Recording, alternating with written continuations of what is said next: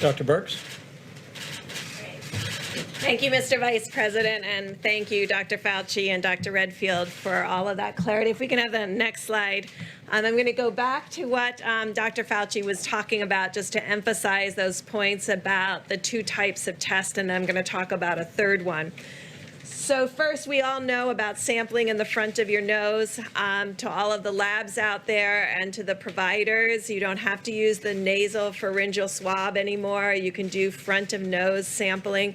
And again, as Dr. Fauci talked about, that is sampling for the virus itself that replicates in your nose and, as we know, throughout some of the respiratory tissues. The second test is, of course, then your immune response to that infection that's in your nose.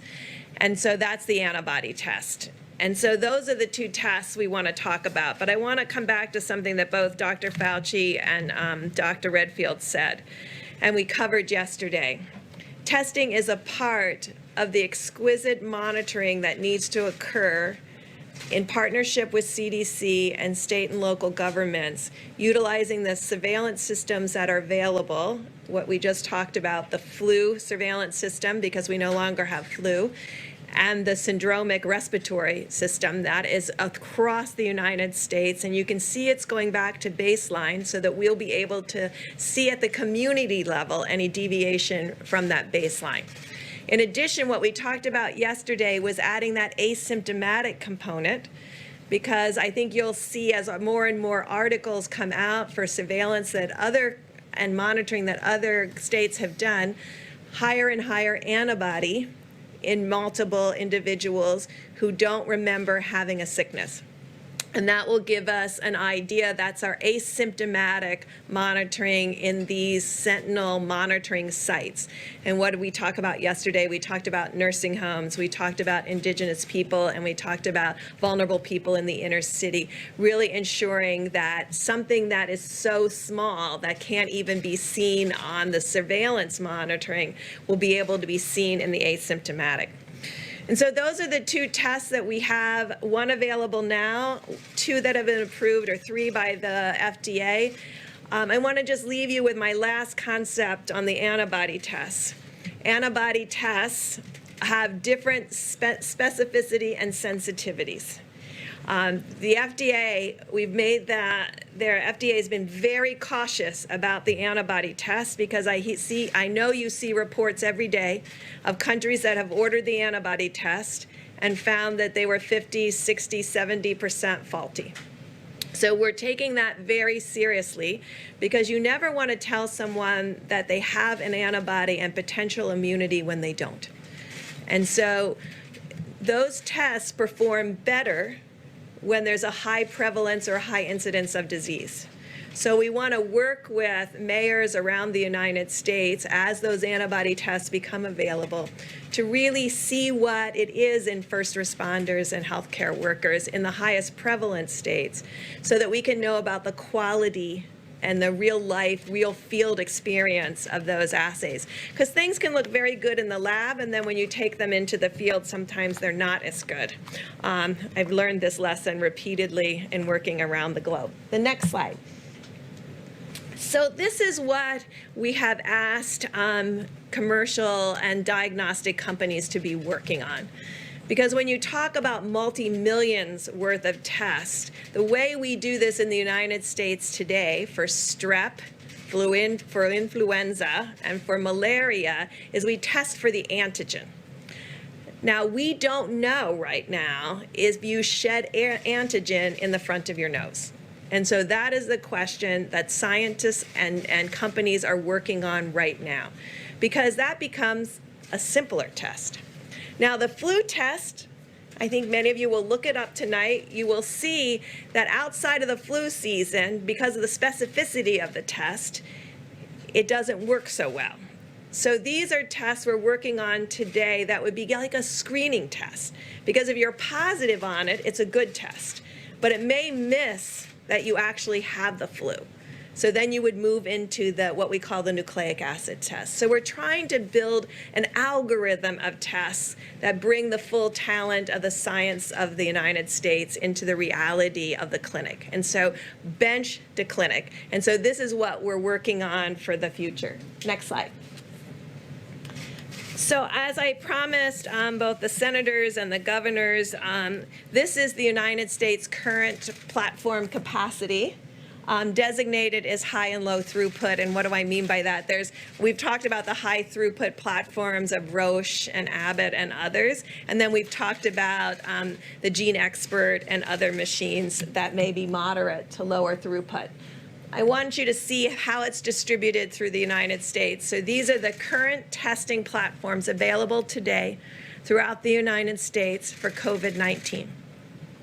And as you heard from Dr. Fauci, everything has to be working from the swab to the transport media to the laboratory to really get those tests run and the results back to the client.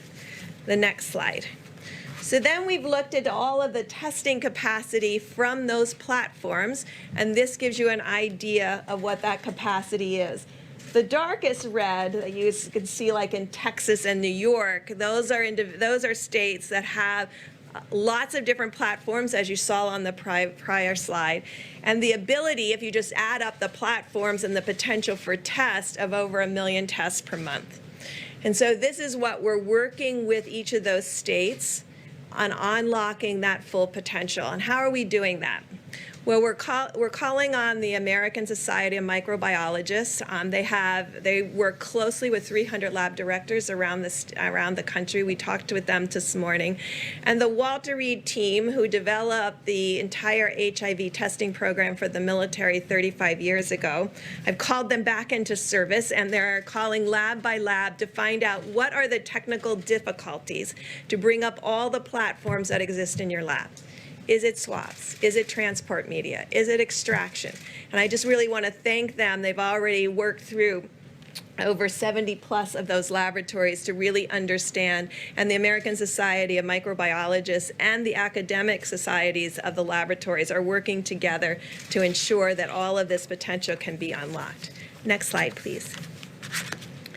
We talked a little bit yesterday about New Orleans, and the president talked about how many tests New Orleans has done during its outbreak, which you can see now is waning. They've done throughout the last month 27 tests per 1,000 New Orleans and Louisianians. So 27 per 1,000. So that is a good mark, and that's what Italy has done, about 20 per 1,000. So in evaluating an outbreak, and really to get control of this outbreak, they did about 27 tests per 1,000. So using that as a measure, next slide, we then looked at across all the states of the United States of America and looked for states that had 30 or more, ability to do 30 or more tests per 1,000 of their inhabitants in each state.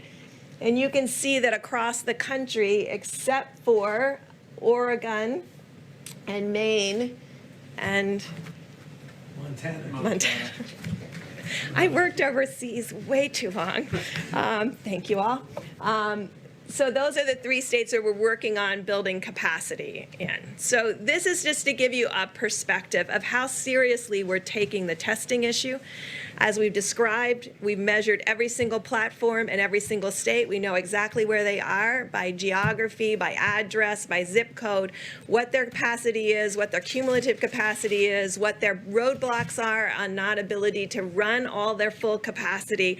And we're addressing those because each one of those is different, and you have to address each of them one by one with the governors, with the state and local labs, and with all of the hospitals. I have not come across one laboratory or one laboratory director or one society that doesn't want to contribute to solving this issue of testing and ensuring that this testing is available for everyone. There is a strong, just as all the Americans have social distanced in behind everyone, we don't often talk about the laboratories, we'll talk about the nurses and doctors on the front line. Behind all of them are the laboratory technicians and laboratory directors who are coming in every day and putting things together to ensure that every single person that needs to be diagnosed is diagnosed. And hopefully you can see from these these slides, that really there is capacity out there. It is our job working with the states and having the state in the leadership role and the laboratory directors in the leadership role to provide support to ensure that all the potential for testing in the United States is brought to bear. I just want to end with, these are nucleic acid tests. There will never be the ability on a nucleic acid test to do 300 million tests a day or to test everybody before they go to work or to school. But there might be with the antigen test. And so that's why there's a role for nucleic acid tests, there's a role for antibody tests, and there's a role for the future development of these other key tests to bring the full ability to the United States. And so when we finish this, we'll be talking to all Americans, because there's other tests that other Americans should have. And I think this has really brought to light the importance of diagnosis. And we'll talk to you further about hepatitis C and TB and other things that we can do to ensure every American is healthy, because I think this has really raised the awareness among all Americans about how you do tests for different kinds and different parts of your disease state, and what is long-lasting immunity and what may be long-lasting immunity, and what is a nucleic acid test and what an antigen test is. And with that, Admiral Gerard. Great. Team, subscribe for more of these type of videos.